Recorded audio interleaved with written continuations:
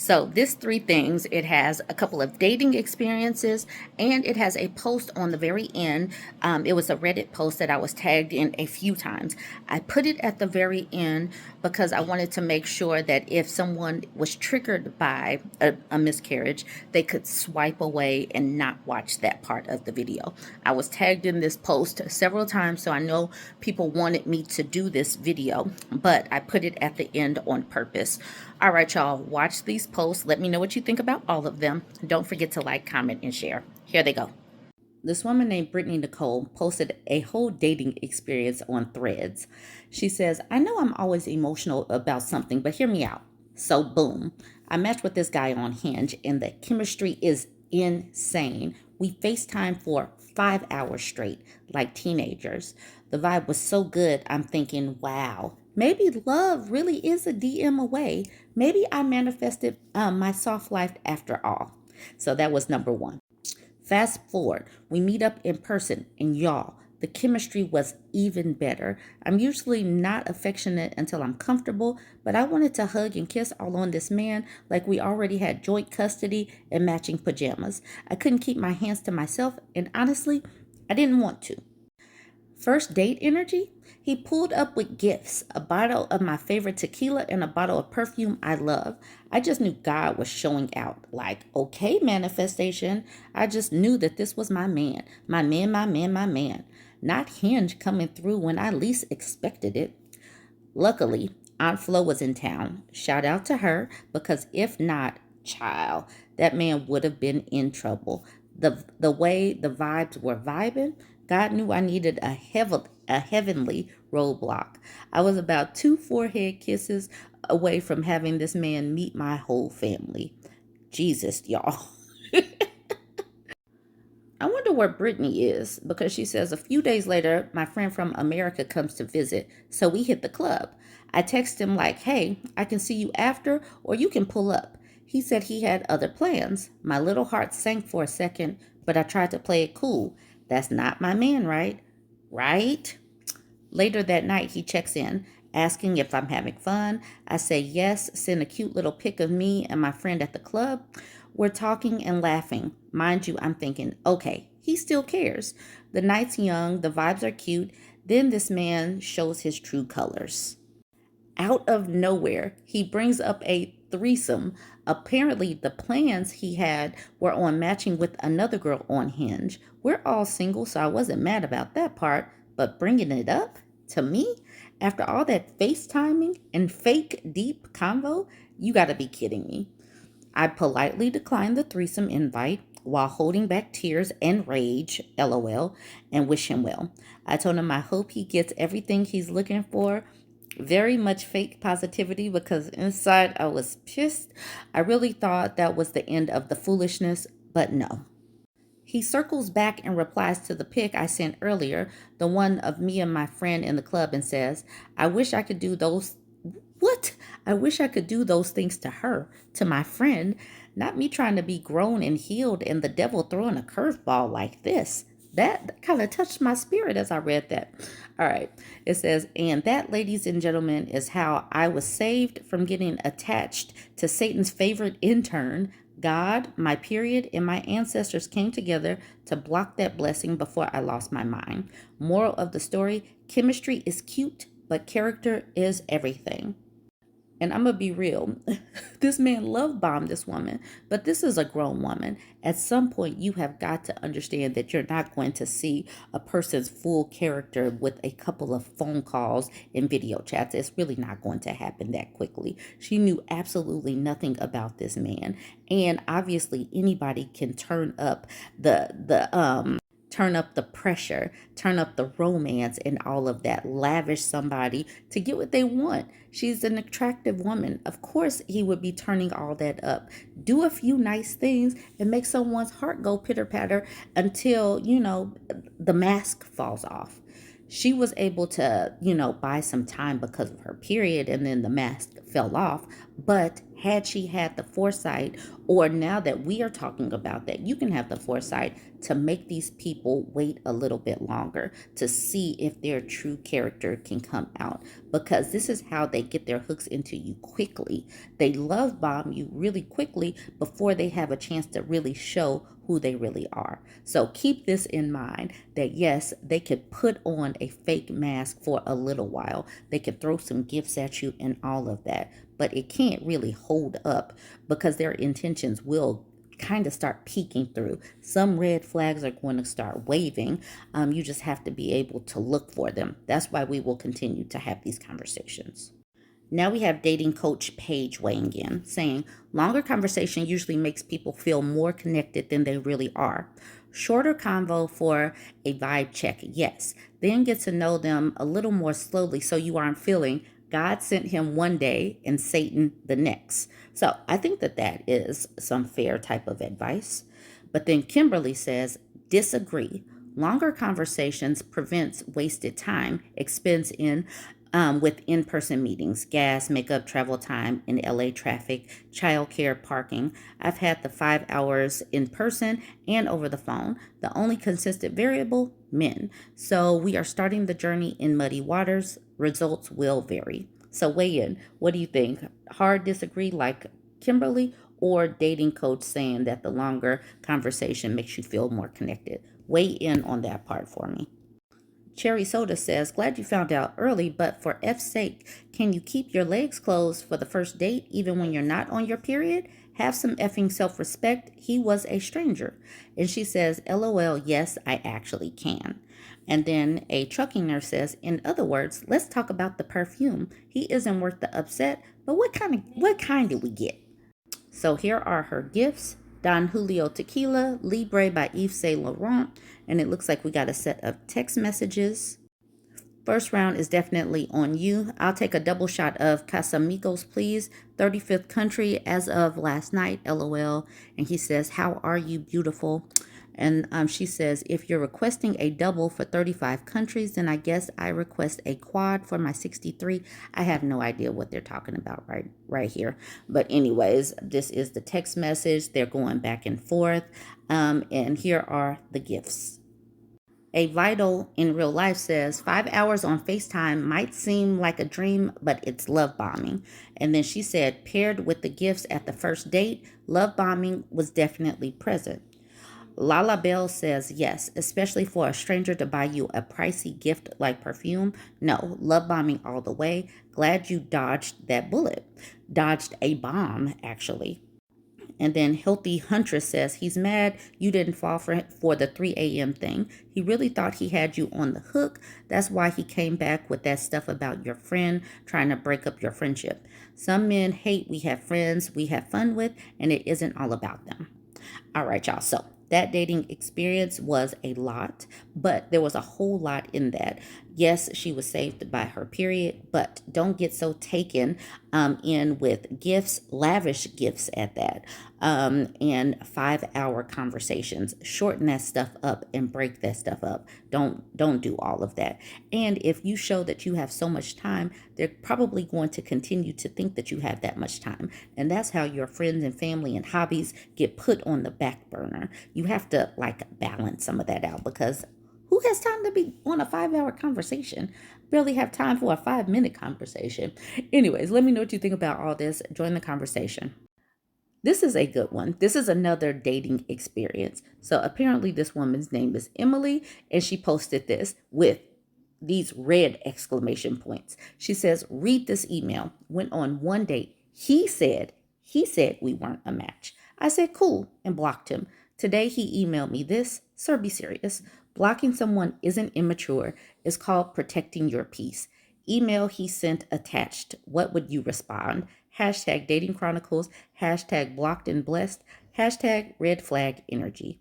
Okay, the email. He says, hey, Emily, when we met, I approached the situation with an open mind. You came off as mature and capable of having a grounded conversation, but what played out over lunch and afterward told a different story.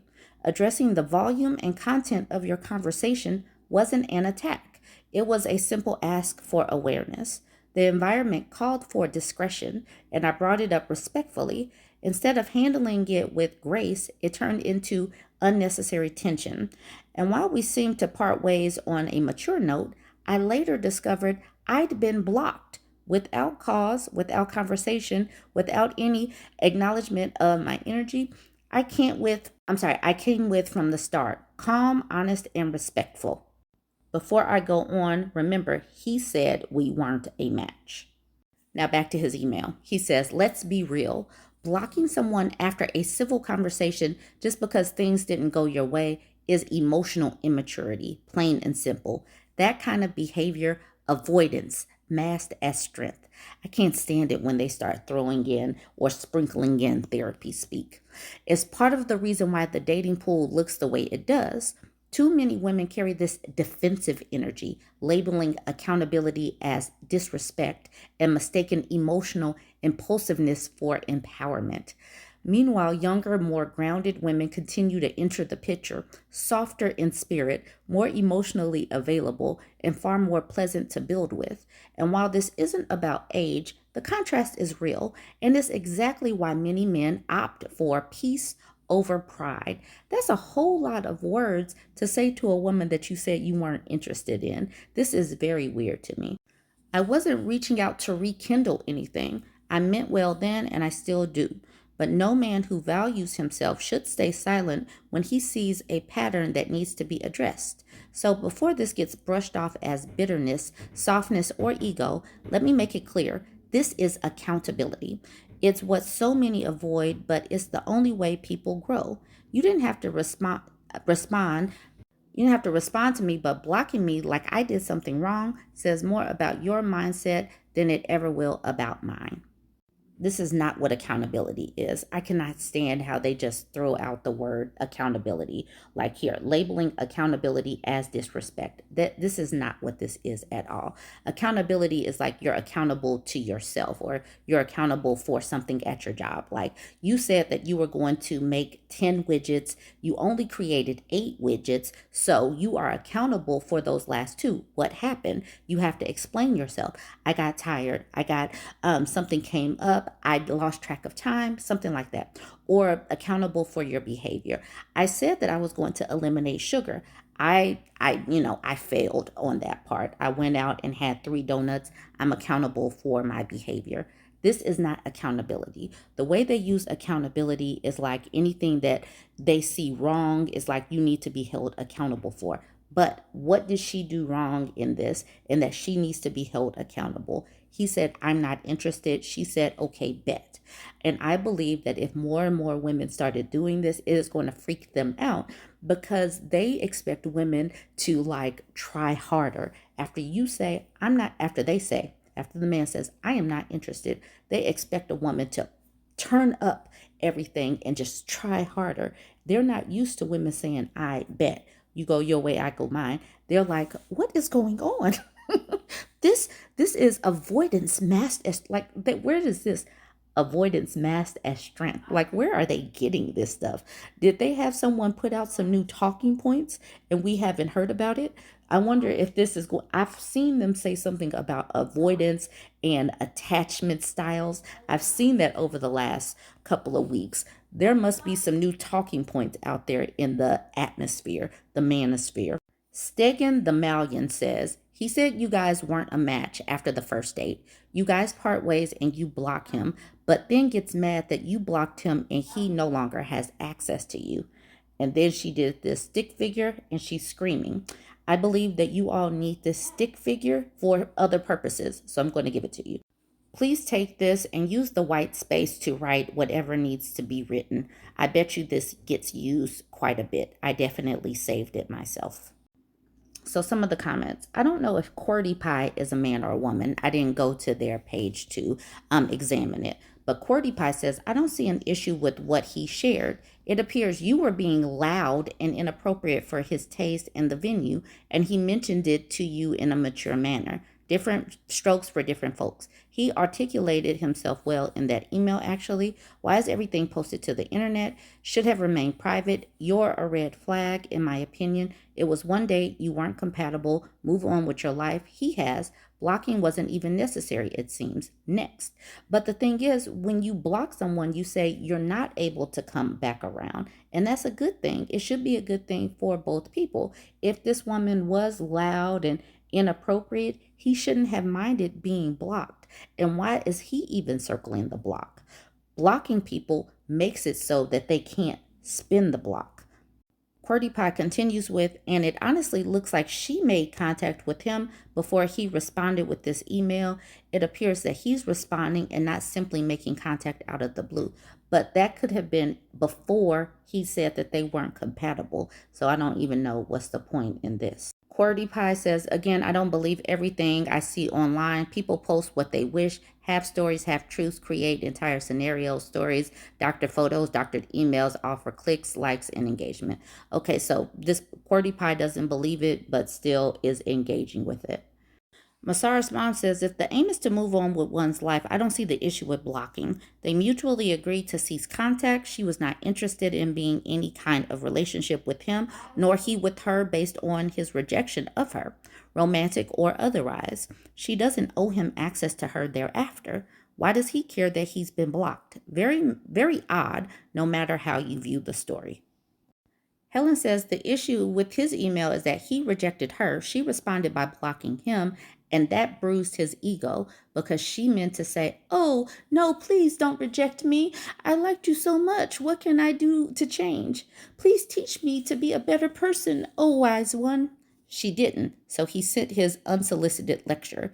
There was nothing to discuss here. She owed him nothing. He just got salty at being blocked. He's a huge red flag. And to that, QWERTY Pie says, sigh. Manwanzia says, you really don't get it, do you?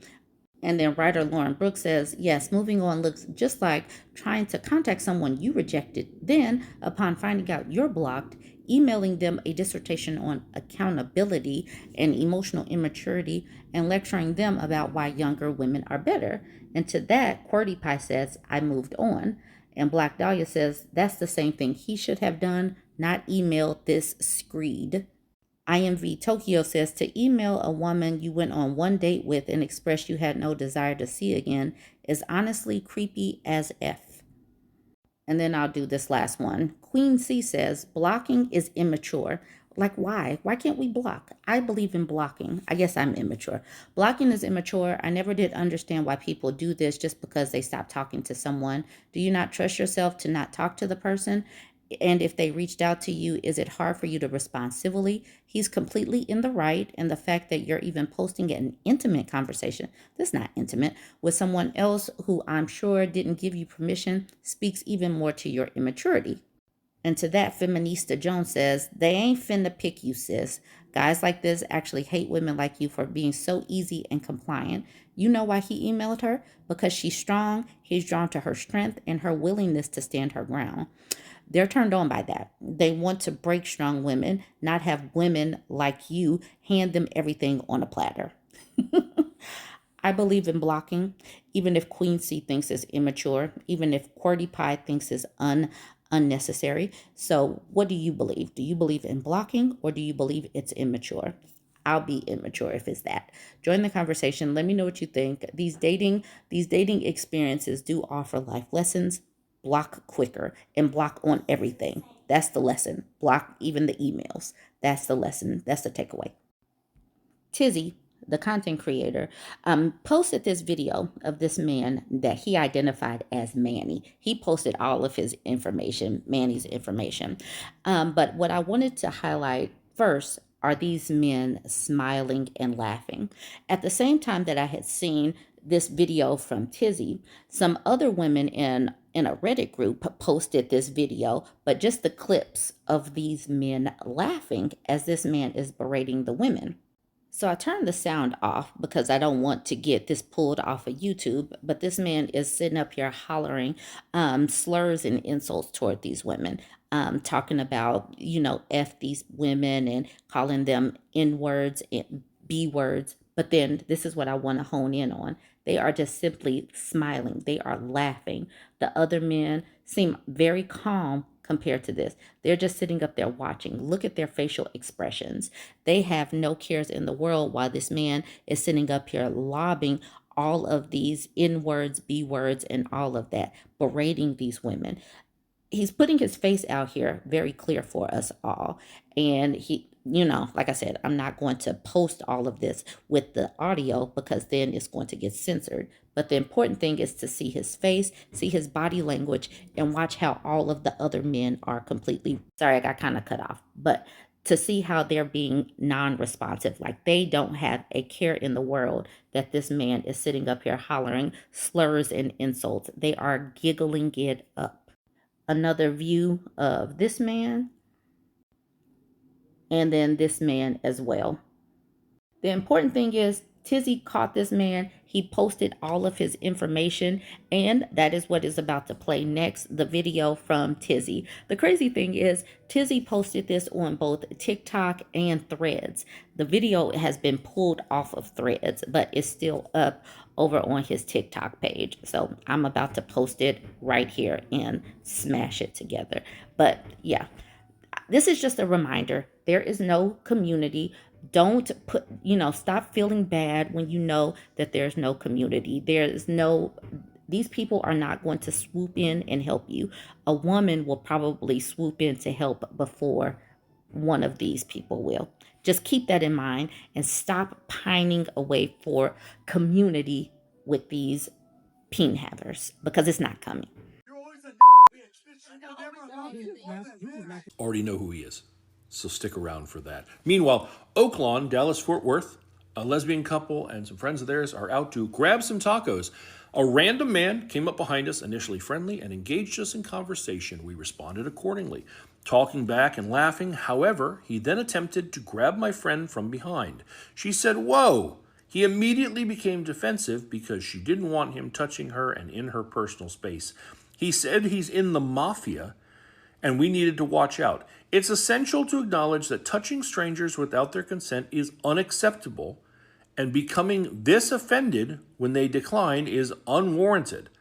Her girlfriend intervened, telling him to chill out. The situation escalated literally because he didn't think he should have to respect personal boundaries. And by escalated, they mean he drops the N-bomb on them multiple times. You want to be a bitch. That's the You're really bad. What? Bitch. Your mom's a bitch. Okay. He Probably is. What'd you say? Oh, he done dropped it like. What'd he say? You a bitch.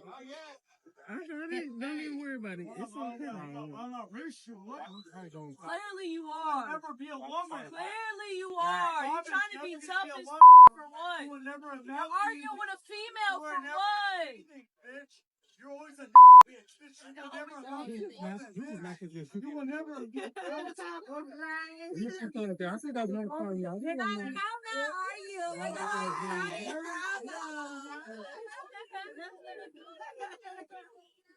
He's upset because he's misplaced.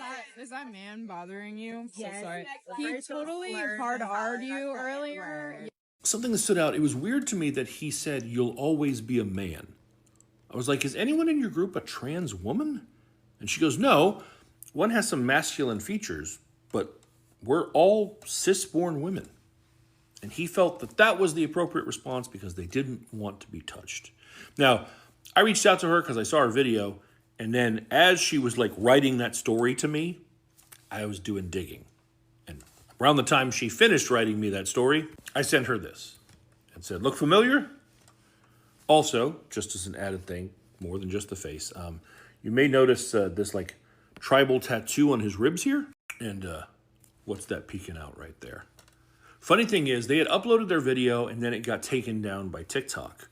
But it must have gotten to some people who know him because he had already deleted his Instagram. But you forgot about that TikTok. Or maybe you just thought no one would find it, despite the fact it has the same username as your Instagram. Oh, and then there's that Twitter account that you don't seem too active on these days, but that is where I got that picture. And even though you deleted that Instagram, it still comes up in searches, and your Instagram just happened to have your full name on it. Isn't that right, Manny Barajas, newly licensed cosmetologist? At least you were newly licensed when you set up this LinkedIn. I'm wondering, do you still work here at this place in San Diego? Is that still your employer, or have you moved on from that job because you're just so charming and engaging? You know, Manny, I'm not sure why the black men who were sitting there were comfortable with you using that language and speaking that way toward black women. But you're going to find that that is not a common trend, that the majority of society thinks what you did was vile and disgusting. I was tagged in this post a few times, and she does offer a trigger warning. She talks about a miscarriage and the aftermath of it. So I'm just putting that out there. This was posted in the Am I the A-hole subreddit, and typically when women post in the Am I the A-hole subreddit, they're simply looking for validation for feeling normal human emotions. She titles it, Am I the A-hole for calling my husband a disgrace after he said my miscarriage ruined his birthday?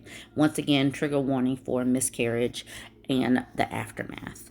She says, I miscarried yesterday afternoon about 12 p.m. I've never had a miscarriage before, and this baby was so wished for, and it's also fresh, and I'm sobbing right now, so I apologize in advance if it doesn't make a whole lot of sense. My husband turned 27 yesterday. I, 26-year-old woman, was pregnant with mine and my husband's second child. Yesterday, I was 8 weeks pregnant. The day before yesterday, we saw a beautiful heartbeat flicking on the screen, and today I'm devastated. I was playing with our 2-year-old when I felt pressure in my lower abdomen. Not long later, I noticed bleeding, and I let my husband know immediately that I had discomfort and bleeding. Before long, I had passed what I believed is the fetus, and I messaged him. I think I lost the baby. I wanted to keep him updated, and I guess I was seeking some kind of emotional support. I asked if he can come home, and he said, of course, if it's urgent. I said, I think it is because the pain and bleeding is getting worse, and I'm starting to feel lightheaded, and our 2-year-old is unattended in his playroom right now. We have no friends and family that I could call who could get to us quicker than he could. I had to clean myself up, crawl down the stairs, take paracetamol, make my son his lunch, and then put him down for his nap. At this point, my husband still isn't home. He was working approximately 30 minutes away and took closer to 60 minutes to get back. Hours later, when I asked, it was because he stopped at Tesco to pick up some beers. I ended up very poorly, losing lots of blood, lightheaded, vomiting, etc., and he had to take me to A&E. By the time I was discharged, it was almost 8 p.m. Last week, I had said I'd make him his favorite dinner for his birthday, which he reminded me when we were almost home. I said I wasn't feeling up to it and that whatever takeaway he wants is on me. He said, for F's sake, under his breath, and then muttered something along the lines of, this BS has ruined my birthday. Okay. He didn't stop to get any takeaway. He just drove straight home. He put our son to bed, and I went to bed, and I'm not sure what he did after. I didn't see him this morning as he had already left for work. He's not messaged me all day, and he got home a few hours ago. It's now 8:40 p.m., and he's been giving me the silent treatment. I tried to speak to him about an hour or so ago, and he ignored me, and I called him a disgrace. He slammed the bedroom door and locked me out the bedroom. His mom has since messaged me and said I need to be patient as he's also had a loss. She didn't ask how I was or anything. He's obviously speaking to his mom, but why isn't he opening up and speaking to me? She said I was harsh. I'm feeling utterly emotionally neglected right now. My body has been through emotional and physical hell. I understand that my miscarriage came at an effing inconvenient time for him, as it was his birthday and all. I'm not sure if it's the hormones making me feel crazy, but is it nuts to contemplate divorce? Am I the a-hole for calling him a disgrace? Relationships can be fine and dandy until something like this happens to show you what could happen if something devastating were to happen and the aftermath and reactions. Because this is where, the support actually comes in. How someone will treat you when you're in a very trying time. This is an absolute deplorable way to treat somebody that has gone through something as traumatic as this. Losing a pregnancy that was wanted is already tough enough emotionally and physically taxing. So many things go through your brain about, why didn't my body do what it needed to do? So many things start making you doubt yourself. But then on top of that, still needing to care for your child that's in the other room, take care of that child's needs, feed that child, and then on top of that, not having a partner in real life that lives with you that won't come right home and take up the slack where you physically can't really highlights that you do not have a partner. You are simply a wife appliance that has malfunctioned, and you need to see this. She sees it loud and clear. I'm sorry, no. You don't see something loud and clear, but it's very bright. The warning signs are right there that if something else were to go wrong and she continues to malfunction, he's out of there. Look at how he is handling this. It would behoove her to never get not married, never get pregnant by this man again, because miscarriages do happen. They certainly do happen. They say about one in 4 women experience this, and it could happen for the very next pregnancy. Don't do this again. Allow the birth rate to plummet to hell. So many of these people do not deserve children. So just walk. I don't know to say walk away, but let's see if he does continue along this lines with this type of behavior. So this woman posted this in the Am I the A-hole subreddit, and obviously she's not the a-hole. I do believe she is underreacting, calling him a disgrace. Not forceful enough, not nearly forceful enough for the circumstances, but we can get into a few of these comments.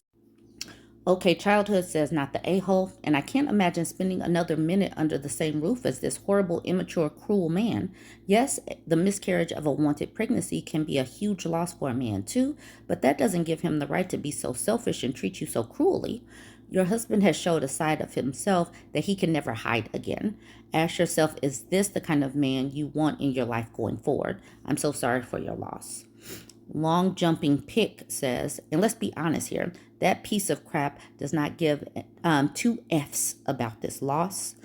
Mr. Murphy says, yeah, he was more upset about not being treated to a birthday dinner than about losing a child. What the F? And then, like the person said at the bottom, stopped to grab some beer on the way home to his wife's emergency. That just goes to show priorities. Like there literally are none in this instance. JDLPC says this right here. She could have been hemorrhaging, but he didn't even give a thought to that. Divorce him. He's trash. Texas Gal says she was hemorrhaging.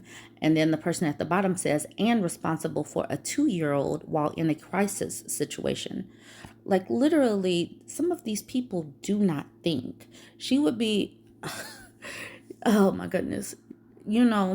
This is the reason why women need to form communities and stay in community with friends and family and not move hundreds of miles away or far away from them, because another friend or a family member that actually stayed in touch would have come right home, wouldn't have stopped to get beer, would have come over and helped with this 2-year-old while this mother, because if she had a chance to rest, she might not have needed to go to an emergency room or something like that. Anyways, let me know what you think. Obviously not the a-hole, but join the conversation and let me know what you think. May your boundaries get on all the right people's last nerve today. Pettyluya.